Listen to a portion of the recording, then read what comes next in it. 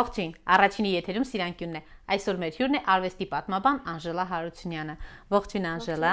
գիտեմ, որ այս անգամ Հայաստանում եք արվեստի քննադատների ասոցիացիայի ամառային դպրոցի կազմակերպած սեմինարների շրջանակներում, ինչ նորություն կա այս տարի, որ երկրներն են ներգրավված, կպատմեք մի փոքր։ Իհարկե կպատմեմ, նախ կուզեի շատ կարճ ներկայացնել ինչ խնդիրներ է դնում սեմինարները իր առջև։ Սկսել ենք 6 տարի առաջ, այնպես որ այս անգամ 6-րդ թողարկումն է եւ գաղափարը ծնվել է տեղային բանավեճերից, թե որն է համադրողի դերը այսօր,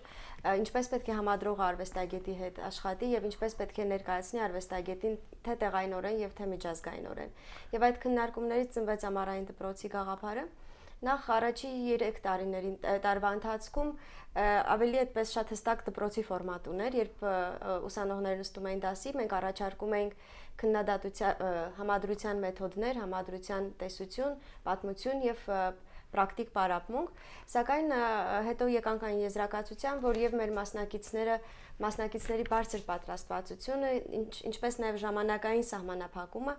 երկու շաբաթ ֆորմատի փոփոխություն տեղի ունեցավ։ Որոշեցինք սեմինարներ անցկացնել, այնպես որ ծրագիրը բաղկացած է 3 բաղադրիչներից։ Առաջինը առավոտյան դասախոսություններն են հրավիրված մասնագետների կողմից, երկրորդը կլոր սեղանի քննարկումները, որոնք հղում են դասախոսություններին, սակայն կարող է անմիջականորեն թեմատիկ առումով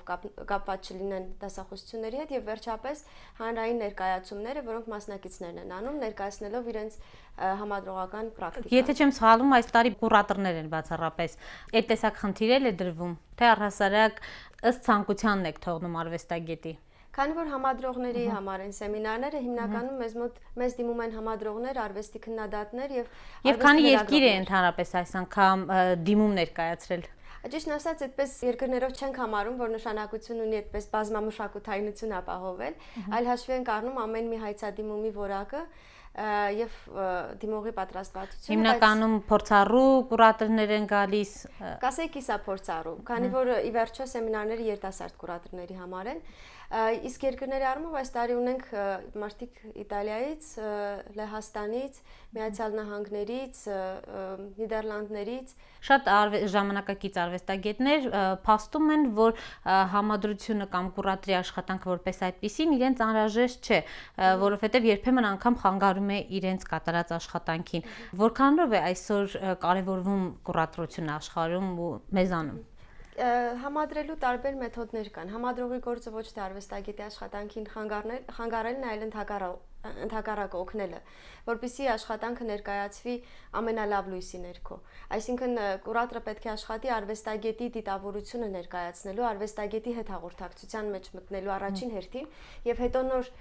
խնդիր դնի կամ ինքը ներկայանալու իր ներկայացման կամ էլ հասարակության հետ կապի։ Այսինքն ինձ համար ամենայն դեպս կարևորվում է հենց արվեստագետի աշխատանքի հետ հարաբերվելը։ Եթե մենք համարենք, որ համադրողները ավելորդ են, ապա արվեստագետները փաստորեն կարող է վատ դրության մեջ հայտնվեն, այսինքն իրենք պետք է կատարեն վարչարարական աշխատանք, գտնեն ֆոնդեր ներկայացվելու համար, իրենք կապվեն պատկերասրահների հետ, իրենք անեն վարչարարական աշխատանքի մի այդպիսի աշխատանքային ծավալեն աշխատանքային գործունեություն, որը ստեղծագործական գործունեությունից ժամանակ է խլում։ Այսինքն եթե կուրատորը եւ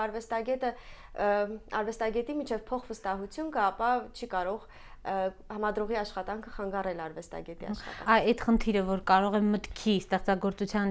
ոչ ճիշտ ընկալման հարցում արվեստագետը խնդիր ունենա, արդյոք այս հարցը չի դրվում, բացի զուտ տեխնիկական հարցեր լուծելու, վարչարարական հարցեր լուծելու, արդյոք չի խանգարում, ասում է այնպես, որ արվեստագետը ուրիշ խնդիր է դնում, վերջն արդյունքում բոլորովին գուցե ավելի լավ, բայց մի այլ բան է ստացվում։ Այստեղ ումն է ստեղծագործությունը ի վերջո դառնում։ Ստեղծագործությունը վերջո արվեստագետինն է վերջին հաշվով, սակայն իմաստի կառուցումը միայն արվեստագետի ձեռքում չի։ Իմաստի կառուցումը ավելի բարդ մի process է, որը տեղի է ունենում աշխատանքի, արվեստագետի ու ընկալողի հարաբերության մեջ։ Այսինքն արվեստագետը կարող է ցանկանալ դիտավորություն արտահայտել եւ ունենալ այդպես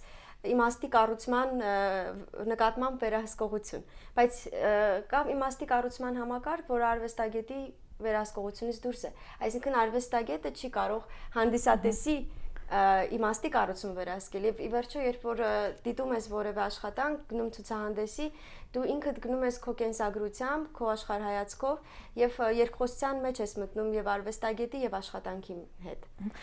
Կուրատորություն առասարակ կարող ենք համարել զուտ միայն ժամանակակից արվեստի։ Սա մեզ մոտ է այդպես համարվում, որովհետեւ ի վերջո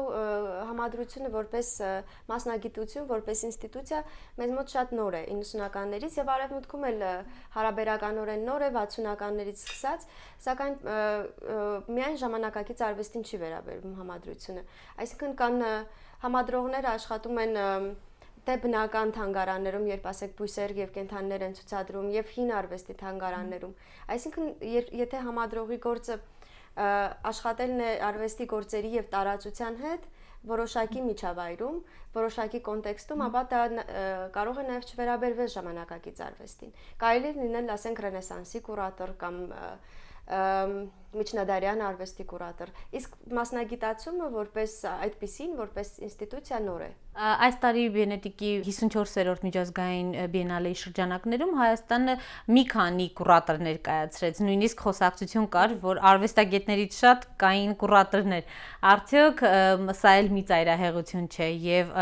կուրատորները քանիսը պիտի լինեն այս տեսակ միջազգային բիենալեների կազմակերպման ժամանակ։ Խնդիրն այն է, որ այս տարի Վենետիկի բիենալեի կուրատորական թիմը իր առջև դրել է շատ ավելի մեծ խնդիրներ, քան զուտ տաղավար ներկայացնելն էր։ Այսինքն խնդիրները հիմնականում վերաբերում էին տեղային մշակութային քաղաքականության վրա ազդեցություն ունենալուն։ Այսինքն օգտագործել Վենետիկի տաղավարի ներկայացումը որպես սիմվոլիկ մի այդպիսի կապիտալ, սիմվոլիկ ուժ, որպեսզի տեղում ազդեցություն ունենաս մշակույթի նախարարության ներկայացման եւ ընտրության լծակների վրա եւ թեկուզ քաղաքականության փոփոխության, քանի որ ի վերջո ժամանակակից արվեստը վերջին հաշվով որևէ հանրային ֆինանսավորում չի ստանում, չնայած հանրության մի մասն են արվեստագետները։ Այսինքն այս տեսակետից եթե նայենք, ապա արդարացված էր համադրողների թիմը, որովհետև իրենց առջև ավելի մեծ եւ խորքային կառուցվածքային խնդիրներ էին դրված։ Արդյոք ճիշտ էր կոմիսար ունենալ պաշտոնյայի։ Ի վերջո Վենետիկի բիենալեի ազգային ներկայացուցչությունը այն է ինչ կա, պետք չէ որևէ արմատական բան սպասել դրանից։ Ինքը ձևացնես թե չձևացնես միշտ կապված է տեղային ուժի, քաղաքականության, իշխանության հետ։ Այսինքն եթե նույնիսկ ընտրում ես անկախ կոմիսարի, անկախ կուրատորի, ապա ստացվում է այնպես, որ ինքը տաղավարի ներկայացումը որպես ինստիտուցիա ներկայացնում է ազգային պետությունը։ Այսինքն միշտ կապված է իշխող գաղափարախոսության հետ, եւ եթե նույնիսկ տաղավարը ինքը խզում է առաջացնում այդ գաղափարախոսության հետ։ Իսկ ներկայիս կոմիսարի ընտրությունը կարծում եմ անձնական նախաձեռնություններ ավելի շատ, պաշտոնյա անձնական նախաձեռնություն, ով նաև ուզում է մասնակցել ժամանակակից արվեստի դիսկուրսներին, հասկանում է, որ աշխարհում գոյություն ունի այդպես մասնավոր ֆինանսավորում ժամանակակից արվեստի համար եւ ինչու տեղային դաշտում չապահովել։ Կոմիսարի եւ համադրողների խմբի մեջ կար գաղափարական խիստ քաղաքական հակադրություն, ինչը ես բացասական չեմ համարում։ Բիենալեն դեռ շարունակվում է, բայց ավելի շատ առաջին օրերին այնտեղ եք ու ինչ տպավորություններ ունեք։ Արդյոք կարող ենք ասել, որ հաջողեց մեզանում Բիենալեին եւ այս անգամ, քանի որ կար նաեւ պետության աջակցությունը, որոշակի առումով կարող ենք ասել այն էր, ինչ սպասված էր, ֆինանսները թույլ տվեցին ինչ որ առումով ներկայացնել այն, ինչ ուզում էինք։ Իհարկե ոչ։ Նախ կուզեի այդպես մի ընդհանուր կոմենտ անել Վենետիկի բիենալեի որպես ինստիտուցիայի մասին, որովհետև այդպես անախրոնիզմ կա, այսինքն կարծես ժամանակավրեպ մի իրադարձություն է, որը նաև ունի սիմվոլիկ մեծ ուժ, այսինքն գրավում է բոլորին։ Ժամանակավրեպ է այն առումով, որ այն աշխատում է այդպես անդրազգային մի շրջանակի մեջ, այսինքն ժամանակակից արվեստ ինքը չես կարող ազգային շրջանակի մեջ միշտ փաթեթավորել։ Քանի որ ասենք արվեստագետը, ասենք ծնվել է Երևանում, բնակվում է Բեռլինում, տեղափոխվում է Նյու Յորք ամեն օր եւ մասնակցում տարբեր միջոցառումների, որոնք ազգային բնույթ, բովանդակություն կամ նույնիսկ ինստիտուցիոնալ շրջանակ չունեն։ Իսկ Վենետիկի բիենալեն լինելով անդրազգային իրադարձություն, ազգային պավիլյոնների վրա է հիմնվում։ Ազգային պետության գաղափարն է մխրճված Վենետիկի բիենալեի մեջ։ Ինչ որ առումով նոնսենս չի ստացվում, լինելով անդրազգային ներկայացնել ազգայինը։ Իհարկե, ինչ որտեղ կա այդ հակասությունը, բայց այդ հակասությունը նաև հասկանալի է, որովհետև ի վերջո նույնիսկ անդրազգային կապիտալը միշտ ազգային արմատներ ունի որևէտեղ։ Եվ ժամանակակից արվեստի կառույցներն էլ կարծես կրկնօրինակում են անդրազգային կորպորացիաների մեթոդները եւ կապիտալի հոսքը տարբեր վայրեր։ Իսկ ինչ վերաբերում է ստացվեց թե չստացվեց մեր պավիլյոնը։ Ստացվել, այդ հարցը գիտեմ ուղղել եք նաև Նազարեթ Կարոյանը եւ նա կետ առ կետ նշել է ինչը ստացվեց, ինչը չստացվեց։ Կարծում եմ որպես ռեպրեզենտատիվ այդպիսի միջոցառում ինչ որտեղ ստացվեց, չնայած գործերից մեկը պակասում էր բացման ժամանակ, այդպես տեխնիկական խնդիրներ կային տեղափոխման հետ կապված, այսինքն պավիլյոնը կիսատ բացվեց։ Բայց հղացումը եւ արվեստի ստեղծագործությունների ներկայությունը, ցուցադրության եղանակները բավականին ուժեղ են եւ բավականին լավ արձագանք ստացավ։ Նախ բացմանը շատ հյուրեր էին ներկա, այդպիսի բացում չէր եղել հայկական պավիլյոնի, մոտ 5000 մարդ կար։ Գիտեմ, որ տարբեր երկրներից էլի հայեր եկել էին բացմանը։ Ոչ միայն հայեր կային իհարկե, բայց նաեւ միջազգային կուրատորներ, արվեստագետներ, ովքեր ներկա էին բացմանը։ Այկային որ երկրի նախագահների մակարդակով էին եկել, մասնավորապես մեր հարևան Վրաստանը։ Իսկ թվում է դա Սահակաշվիլու կողմից մշակութային քաղաքականության այդպիսի ժեստեր, որ եւ հայերը այդպես նստած մտածում էին թե ինչպես փոխհատուցել։ Այդ պոտլաչի մեխանիզմն է գործում, այսինքն ես այսպիսի մեծ ժեստ եմ անում, կարող եք դուք նման ժեստ անել։ Իհարկե մենք չենք կարող, որովհետեւ նույնիսկ նախարարը ներկա չէր մշակույթի, ել չեմ խոսում նախագահի մասին։ Իսկ ինչ վերաբերում է այն հիմնախնդրին, որ Վենետիկի Բիենալեի կուրատորական թիմը իր արժեվ դրել էր, եւ գիտեք, որ թիմից Վարդան Ազատյանը դուրս եկավ, տաղավարի բացումից մոտ 1 ամիս առաջ ինձ թվում է վերջին հաշվով չհաջողվեց։ Այսինքն չհաջողվեց, որովհետև մշակույթի նախարարությունը իր գործելակերպը չփոխեց։ Մշակույթի նախարարությունը մինչև վերջ իր խոստումները չէր կատարում, ֆինանսավորումը չէր տրամադրվում։ Իսկն դա այնպիսի մի գործընթաց է տաղավարի կազմակերպումը, երբ մի փոքր խոտան կարող է ամբողջը խոտանի վերածել ազդեցություններ ունենալ եւ այդպես էլ եղավ, երբ գործերից մեկը փաստորեն Աստղիկ Մելքոնյանի գործը բացման ընթացքում չկար։ Այսինքն իսկապես դեռ որ մեզանում ժամանակակից արվեստի այս տեսակ միջոցառումներ առասարակ կազմակերպելու առումով շատ դիլետանտ ենք։ Նախարարությունն է դիլետանտ։ Ժամանակակից արվեստի գործիչները փաստորեն որոշակի փորձառություն ունեն արվեստագետների հետ աշխատելու եւ դրսում աշխատելու եւ նաեւ ժամանակային ու աշխատանքային ինտենսիվության մեջ մտնելու, սակայն ի վերջո ես կարծում եմ, որ դա համադրողական դիրքորոշումից էր գալիս այդ չստացվելու պահը, որովհետեւ այսինքն երբ համադրողներից մեկը չկար, արդեն ըստ էության ինչ որ բան կիսատ էր։ Չէ, դա չէ, ավելի շատ այն, որ երբ նախարարությունը իր պարտավորությունները չի կատարում, ի վերջո դու պայմանագրային հարաբերությունների մեջ ես մտնում նախարարության հետ։ Ստորագրություն կա, թե չկա, որոշակի պայմանավորվածություններ կան։ Եթե մի կողմը չի կատարում այդ պայմանավորվածությունները եւ դա վտանգում է նախագծին, դու որպես համադրող պետք է պատասխանատվություն վերցնես եւ հրաժարվես։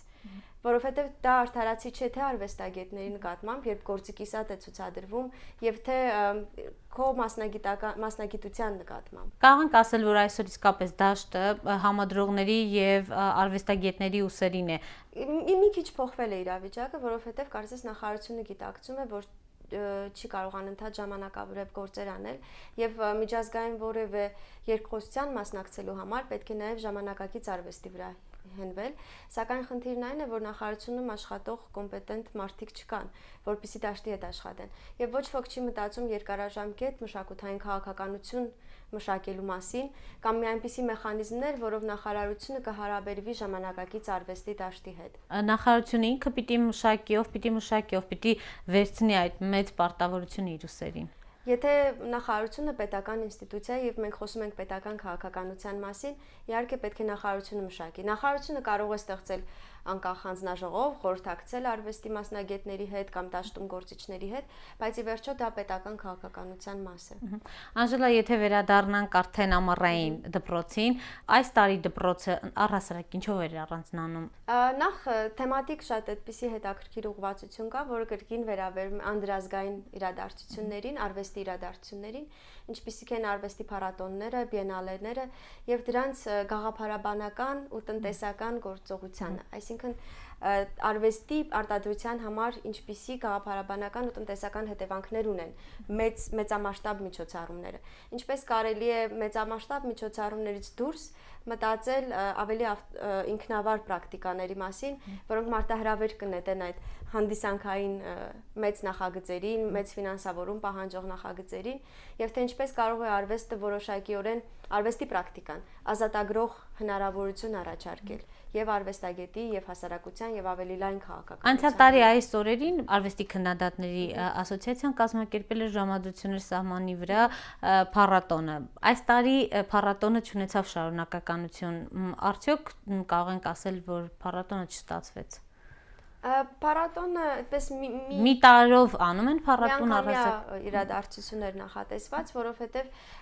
մեր երկարաժամկետ դպրոցի քննադատական եւ կուրատորական ուսումնասիրություններին նվիրված դպրոցի մասնակիցների ավարտական աշխատանքներ, այսինքն իրենք ավարտեցին, շարունակություն չեղավ։ Իհարկե հետաքրքիր կլիներ ավելի երկարաժամկետ համագործակցություն հաստատել Իջևանում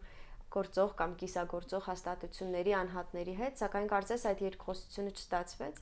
Ի վերջո փառատոնը կառուցվածքայինորեն այդպիսի մի հրավառության նման է, ինքը գալիս ու գնում է եւ երկարաժամկետ բան ազդեցություն կարող է նաեւ չթողնել։ Այսինքն խնդիրը ոչ թե հենց միջոցառման տեղը թեմաներ, այլ փառատոնի ֆորմատը։ Որքանով է մեզանում ընդհանրապես ժամանակակից արվեստի ոլորտում տեղ գտնում փառատոնը։ Նփակն էր կազմակերպում ժամանակ առ ժամանակ, այսպես անհատների ուսերին է դարձյալ փառատոնային ֆունկցիան։ Անհատների ուսերին է եւ իմ անձնական կարծիքն այն է, որ ընդհանրապես փառատոնները ժամանակավրեպ են, որովհետեւ դրանք կրկին երկարաժամկետ ազդեցություն չեն թողնում, կառուցվածքային հետևանքներ չեն ունենում, մշակութային քաղաքականության առումով հետևանքներ չեն ունենում։ Կրկին, ինչպես ասացի, հրավառության նման կարող են գալ եւ գնալ։ Այսինքն պետք է ավելի խորքային ձեռնարկներ կազմակերպել։ Տեսեք, Բիենալեի պարագայում կարծես թե այլ է, երկարաժամկետ է, նույնիսկ շատ երկար ձգվող մի գործընթաց է կարծես։ Ինչու այս պարագայում ստացվում է, ինչ գալիս է մեր դաշտ, կարծես ձախողման է ենթարկվում։ Դա կրկին ժամանակակից արվեստի դաշտի դրա գործիչների եւ պետական կառույցների հարաբերության խնդիրն է։ Եվ ընդհանրապես Բիենալեի շրջանակներում մի այսպիսի սխալմունք կա կամ շփոթմունք կա, որ իբր պետք է անպայման տաղավարը ներկայացնի ազգային ինքնությունը։ Այնինչ տաղավարը կարող է ազգային ինքնություն չներկայացնել։ Օրինակ այս տարի դանիական տաղավարը այդպեսի մի ցուցահանդես է, որ ներառում էր այլ երկրների արվեստագետների, կամ լեհական տաղավարը իսրայելցի արվեստագետի կողմից էր ստեղծվել։ Այսինքն մի այդպիսի միտում կա, որ տաղավարները կարծես ազգային դիսկուրսից անջատվում են եւ փորձում են կրկին հարաբերակցային հարթության վրա գործել։ Այսինքն խնդիրը ոչ թե ազգը ներկայացնելն, այլ արվեստագետի գործի հետ որոշակի հարաբերության մեջ մտնելը։ Իսկ ինչ մնում է մեր տաղավարին, ապա այդ հարաբերությունը կար արվեստագետի եւ համադրողների մեջ անձնական աշխատանքային, որը շատ դրական եմ համարում, բայց կրկին ուզում եմ նշել, որ տաղավարը չստացվեց տեղային քաղաքական, մշակութային քաղաքականության վրա ազդեցության իմաստով։ Իսկ եթե տաղավարը կարող էր այդպիսի մի կատալիստ հանդիսանալ, որպեսզի այստեղ նույնիսկ Վենետիկի Բիենալեի ներկայացման ընտրության մեխանիզմներ մշակվեին, շատ դրական կլիներ։ Հիմա ես չգիտեմ ինչպիսի գործընթաց է տեղի ունենում, արդյոք նման մեխանիզմներ մշակվում են, անկախ մարմին է մշակվում, թե ոչ, բայց դա կլիներ տաղավարի ամենամեծ ազդեցությունը։ Ձեռքբերումը ինչ որ առումով։ Շնորհակալություն Անժելա։ Իսկ ես հիշեցնեմ, որ մեր հյուրն էր արվեստի պատմաբան Անժելա Հարությունյանը։